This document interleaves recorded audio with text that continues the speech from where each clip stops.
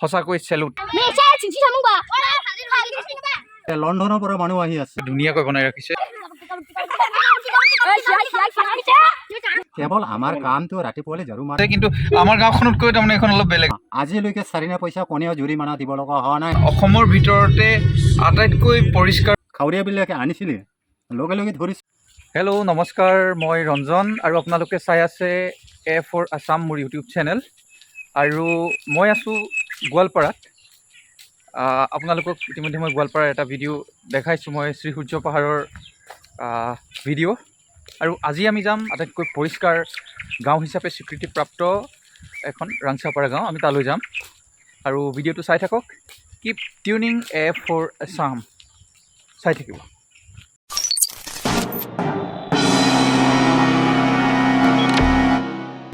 এখন গাঁৱলৈ গৈ আছোঁ, যিখন অসমৰ ভিতৰতে আটাইতকৈ পৰিষ্কাৰ পৰিচ্ছন্ন গাঁও বুলি ইতিমধ্যে স্বীকৃতি লাভ কৰিছে। কিমান দূৰ আছে গাঁওখন ইয়াৰ পৰা গয়াৰী?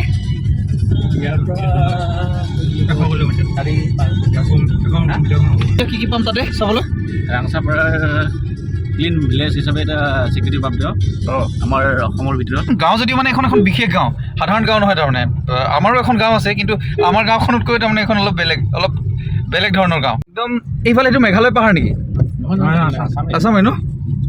আচ্ছা আচ্ছা আচ্ছা, এইফালে এইখিনি পাহাৰীয়া, এই মাজেৰে একদম সেউজীয়া, এইফালে ধান খেতি নহয় এইবোৰ, এইখিনি ধান খেতি, পাহাৰ খুব ধুনীয়া। এইখিনি আমি মেঘ দেখি আছোঁ, আকাশত মেঘ, ৰ'দ আছে, চ' বহুত ক্লিন। আৰু গোৱালপাৰা এখন খুব পৰিষ্কাৰ পৰিচ্ছন্ন ঠাই। গোৱালপাৰাত গোটেই জিলাখনতেই সেউজীয়া, সৰু সৰু পাহাৰ, গছ গছনি, শাল চেগুনৰ বাৰী, পাহাৰ সৰু সৰু আৰু সেউজীয়া।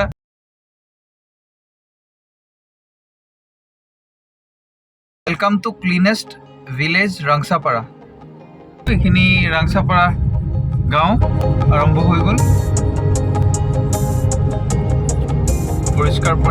পৰিষ্কাৰ পৰিচ্ছন্নতা এটা প্ৰমাণ এই ৰাস্তাৰ কাষত আমি দেখিছোঁ ডাষ্টবিন। এইটো চাব, এটা ডাষ্টবিন ৰাস্তাৰ কাষত বনাই ৰাখিছে। আৰু এইবোৰ গছ গছনি, ৰাবাৰ বাগান নেকি? কিন্তু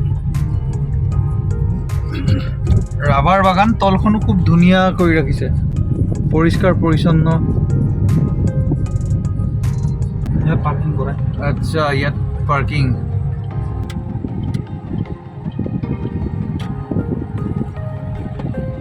আমি গাড়ী ৰাখিলোঁ।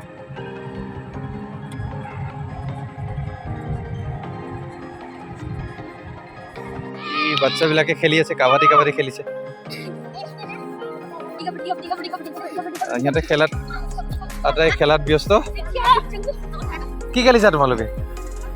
কাবাডী খেলিছা? চ' আমি চাই আছোঁ এতিয়া ৰাংচাপাৰা, অসমৰ ভিতৰত আটাইতকৈ চাফ চিকুণ গাঁওখনৰ পৰিৱেশ। ইয়াতে এখন সৰু উদ্যান পাৰ্ক এখন আছে। আৰু ৰাংচাপাৰা গোটেই গাঁওখনেই আচলতে এখন পাৰ্ক, সেইটো কাৰণে আহিব লাগে, সকলোৱে চাব লাগে গাঁওখনক কেনেকৈ এখন উদ্যান বা পাৰ্ক হিচাপে সজাই পৰাই ৰাখিছে। প্ৰত্যেক ঘৰৰ চোতালে প্ৰত্যেক ঘৰে আচলতে বাৰীখনে একোখন পাৰ্ক হয়। একেবাৰে চাবলগীয়া এখন গাঁও, খুব ধুনীয়া। কাষে এনেকুৱা ডাষ্টবিন, তাকো প্লাষ্টিকেৰে নহয়, বাঁহেৰে বনাইছে। আচলতে এই গাঁওখনৰ পৰা বা সেইটোৰ পৰা আমি আটাই এই বস্তুটো শিকিব লাগে। টু বেম্বু পাৰ্ক, এখন বেম্বু পাৰ্ক আছে।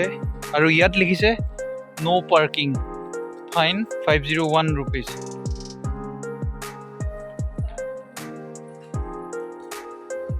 বাহনি, মেইনলি ইয়াত বাঁহ আছে। কেনেকুৱা কি আছে, বেলেগ প্ৰকাৰৰ বাঁহ, এইখিনি চব বেলেগ প্ৰকাৰৰ বাঁহ। ইয়াতে বাঁহেৰে এইবিলাক চেয়াৰ বনাই ৰাখিছে ধুনীয়াকৈ, খুব আৰাম কৰিব পৰা একদম আৰাম চেয়াৰ ৰাখিছে ইয়াতে।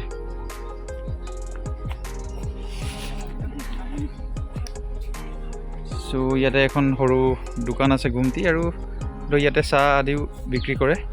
আৰু ইয়াতে দেখিছোঁ গাৰোসকলৰ ট্ৰেডিশ্যনেল ড্ৰেছো বিক্ৰী কৰি আছে।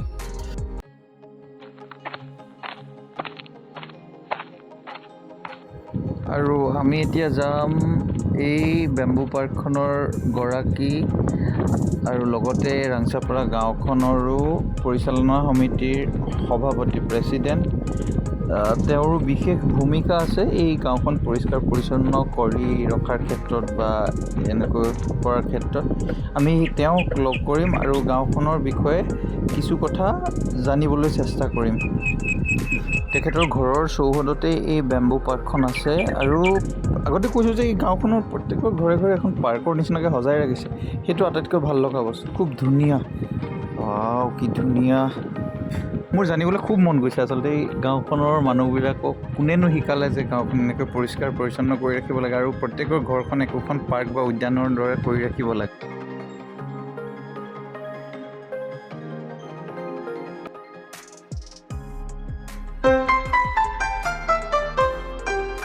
চ' আমি লগ পাইছোঁ ৰাংচাপাৰা গাঁওখনৰ পৰিচালনা সমিতিৰ সভাপতি আছে আমাৰ খুৰা। আপোনাক নমস্কাৰ জনাইছোঁ, স্বাগতম জনাইছোঁ। খুব ভাল লাগিছে আপোনালোকৰ গাঁওখন দেখি, চাৰিওফালে পৰিষ্কাৰ পৰিচ্ছন্ন পৰিৱেশ। আপোনাৰ পৰিচয়টো জনাব। নমস্কাৰ, হয়, মোৰ নাম কমল মোমেন। ৰাংচাপাৰা গাঁও দুখীয়া গাঁও, কিন্তু দুখীয়া গাঁও হ'লেও মনৰ দুখ নাপাওঁ। যিমানে জনতা আহে সিমানে ভাল পাওঁ। ব্যৱহাৰ পাতি ভাল হ'ব লাগে আৰু যিবিলাকে আহে খালি ৰাংচাপাৰা চাই ঘৰত ঘূৰাই গ'লে নহ'ব। প্ৰতিজনে কিছু নহয় কিছু চিন্তা কৰোঁ। ৰাংচাপাৰা গাঁও দুখীয়া গাঁও হ'লেও নিজৰ গাঁওখিনি ক্লিন কৰি ৰাখি আছে। তেনেকুৱা ব্যৱস্থা যদি সকলোৱে যদি নিজৰ গাঁও নিজৰ ঘৰ যদি সজাগতা কৰে সকলোৱে, তেনেহ'লে এদিন নহয় এদিন সদৌ অসমে ক্লিন হ'ব বুলি আমাৰ আশা। খুৰাই সঁচাকৈ বহুত ডাঙৰ কথা এষাৰ কৈছে। চ' আপোনালোকে যি মহৎ প্ৰচেষ্টা লৈছে এইটো সফল হওক আৰু সদায় আগুৱাই যাওক, সেইটোৱে আশা থাকিল। লণ্ডনৰ পৰা মানুহ আহি আছে, হয়, দিল্লীৰ পৰা আহি আছে। গৌৰৱৰ কথা নহয়, সদৌ অসমৰ বিভিন্ন জাতি বসবাস কৰি আছে, সকলোৱে সন্মান পাই আছে। হয়, সকলোৱে সন্মান পাইছে। এইটোতো আমাৰ গৌৰৱ নহয়। কেৱল আমাৰ কামটো ৰাতিপুৱালে ঝাৰু মাৰা, চাফ চিকুণৰ বিষয়ে আমি লাগি থাকোঁ। সকলোৱে অসমতো ক্লিন ভিলেজ আছে বুলি সন্মানটো পাই আছে বুলি ক'বলৈ পাৰোঁ। আৰু যিমানে আমি বেক হ'বলৈ নাচাওঁ, যিমানে আগবাঢ়িব পাৰোঁ সিমানে আগবাঢ়ি যাওঁ। আজিলৈকে সকলোৱে যিটো গাঁৱৰ নিয়মটো বান্ধিছে যে নিজৰ গাঁওখিনি সজাগতা কৰি ৰাখিব লাগিব। ৰাস্তা ঘাট জাবৰ জোঁথৰ পেলাবলৈ নোৱাৰিব। যিবিলাকে ক্ৰছিং লৈছোঁ আজিলৈকে 4 পইচা কণীয়া জৰিমনা দিব লগা হোৱা নাই। আৰু ইয়াতে পাণ, তামোল, গুটখা, শিখৰ, নিচা চিগাৰেট নিষিদ্ধ কৰি দিছোঁ। 2017 যিটো মানুহে যিটো খাৱৰীয়াবিলাকে আনিছিলে লগে লগে ধৰিছোঁ। আজিলৈকে মোৰ হাততে সেই মালা।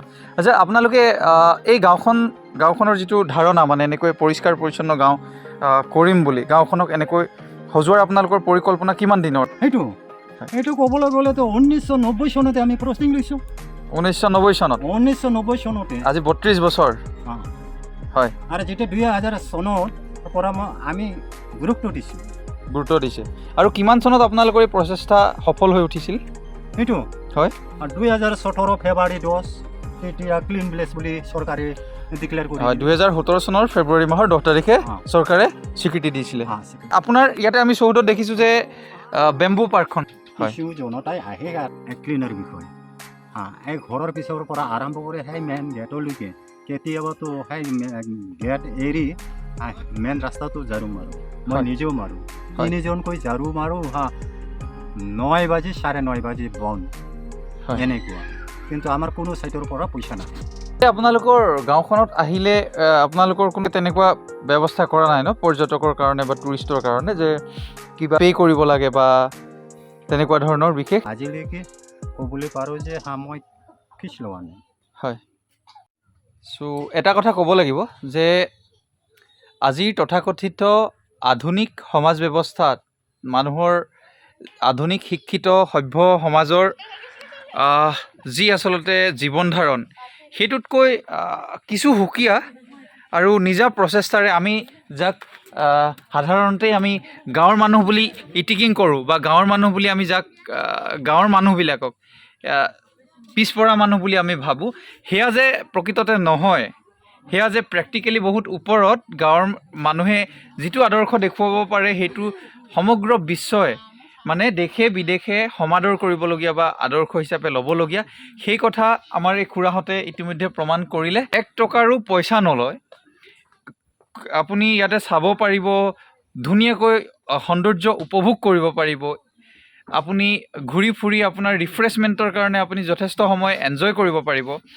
চ' ইয়াত গোটেই সেউজীয়া সেউজীয়া সেউজীয়া আৰু ইয়াত শিকিব পাৰিব।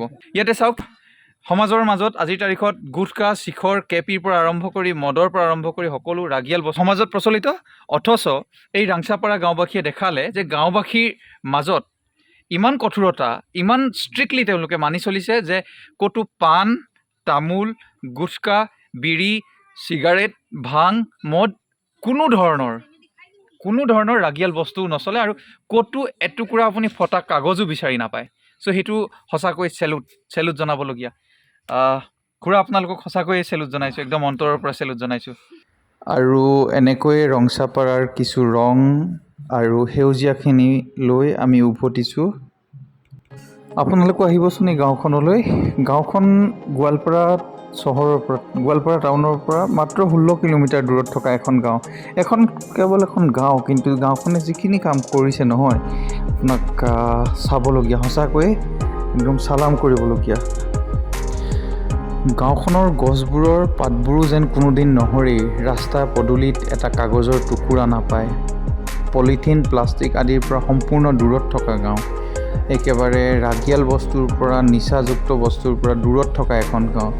খুব ধুনীয়া পৰিৱেশ, নিৰ্মল পৰিৱেশ, সঁচাই বহুত ভাল লগা। আৰু এই যে ফিল্ডখন দেখিছে, এইখনতে এতিয়াও বাচ্চাবিলাকে খেলি আছে, শিশুবিলাকে, সৰু সৰু ল'ৰা ছোৱালীয়ে খেলি থাকে।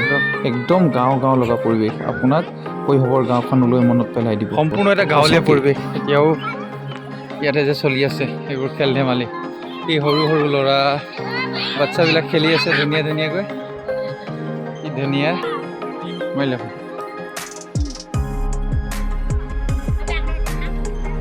তোমালোকে কি খেলিছা? এইটো? আচ্ছা, এইটো জাম্পিং কৰিব লাগে, কৰা।